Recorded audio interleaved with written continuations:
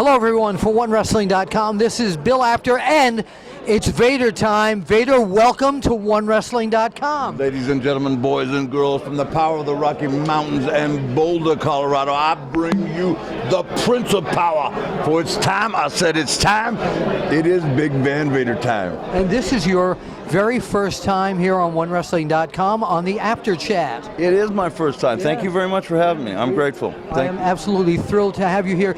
You know, during all the years when people talk about the most dominant force or forces in pro wrestling, your name always rises right to those top spots. I appreciate you saying that, and thank you very much. There's a gentleman on the scene named Brock Lesnar, and yes, he's just not special. In my book, he's very special. A very big, dominant physical presence in the ring. Absolutely. But I've been told that since 1985 up until present time, which would be 2014, that I was the most physically dominant heavyweight champion during that 27-year span. Again, I was a 400-plus pound man that could bench press 600. I had kind of power and strength where I could do 365 pounds behind my neck and jump press it sets of 12. So I could do a set of 12 and rest. So, you know, I guess being able to moonsault with that type of size and strength, nearly a 1,000-pound squat. It was amazing when you used to moonsault, by the way. Thank you. But it's been a long time. I'm 31 years now as a professional wrestler, and someone asked me earlier how many world titles. I think it's like 21 over what you're talking about. Japan, America, Mexico, and then of course Europe. So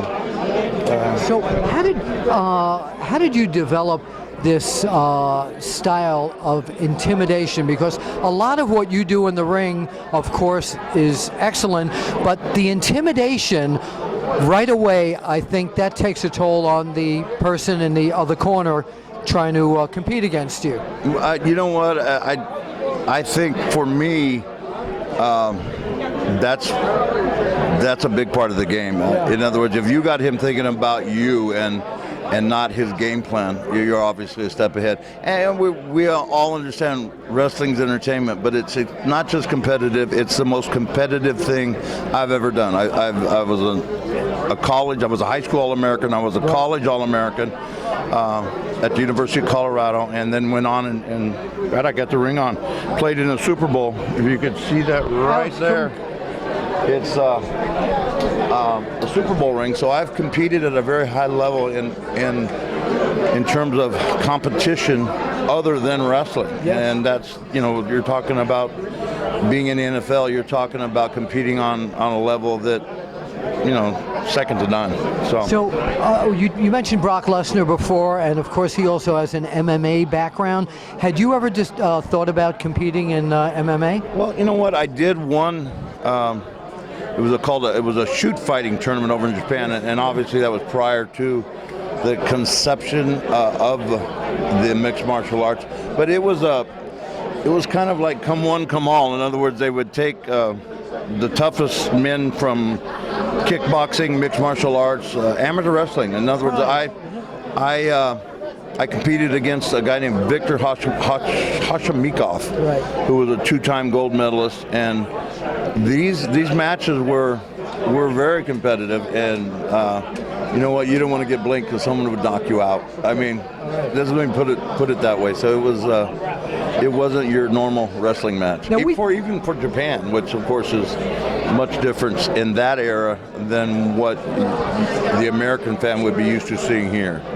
Now you've traveled and competed all over the world, Germany, Japan. If you could put your finger on who was, including the United States, who was the toughest opponent. It's hard to get to move Vader. Who was that opponent? You know what? Obviously, I fought a lot of big, tough men, and some of my best opponents were in America. A guy named Sting, and you know what?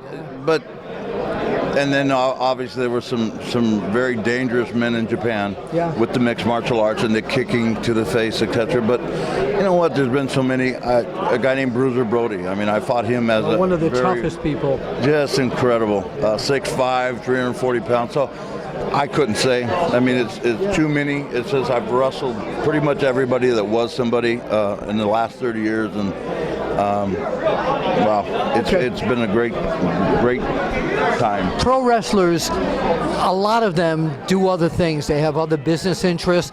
We were chatting a few days ago on the phone. We stay in touch, and you were telling me about something that a business that you're going into, that you've created something, and would you like to let people here know about that? Or you know what? We have it. It's either going to be called the Cross Trainer or the Pump, and either name is apropos, but it's a device. It's a handheld device, and it's very similar to a product called the Bowflex, which basically my product would be very similar to saying if you could take the Bowflex and put it in your suit bag and take it on the road with you. That's the kind of product that I came up with. Interchangeable rods that have variable strengths, and it's lightweight, it's durable. In other words, I could use it, you could use it, a 55-year-old woman could use it, 65-year-old woman could use it. So it's basically about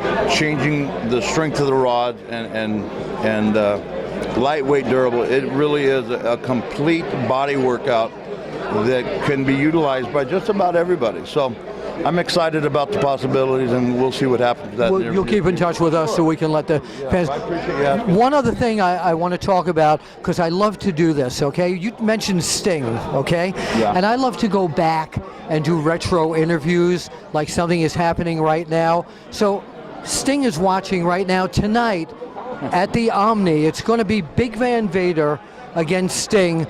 Why? And look out there and tell us, why are you, Big Van Vader, going to beat Sting tonight? Well, you know, first of all, Sting is not just an incredible wrestler, but you know, he's a first-class individual, and you know what you're asking me to do is great. But Steve is extreme talent and an extreme individual in terms of quality, and you know what, it would be a great match even today, but I'm not going to go there. Let's just leave it at that. I mean, things. No, thank Vader, you. I want to thank you so much for being here on the Apter Chat, and it's my pleasure, by the way, and I appreciate you taking the time.